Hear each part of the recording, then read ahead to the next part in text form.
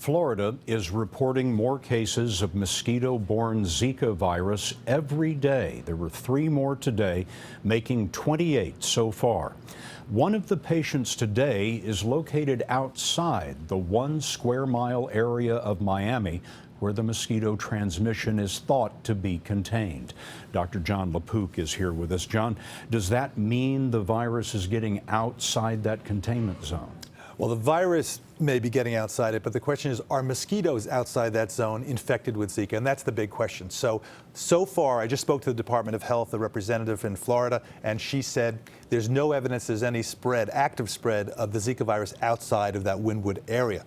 But when you see these little one-offs, these little people here and people there outside that area, the question is it because they got infected within that Zika zone, so-called, and then traveled, or are there now local mosquitoes somewhere else that have the Zika virus? There is important news on Zika coming out of Puerto Rico this evening. Right. Scott, Puerto Rico has been absolutely devastated, is being devastated by the Zika infection, and the United States government is declaring a public health emergency. Just this week, there were nearly 2,000 new cases reported, which would bring the total to over 10,000. The U.S. Surgeon General was there yesterday and said by the end of the year, 1 in 4 people there will have the virus. So declaring it a public health emergency would allow emergency funds and other resources to be allocated to that area. Dr. Jon LaPook, thanks.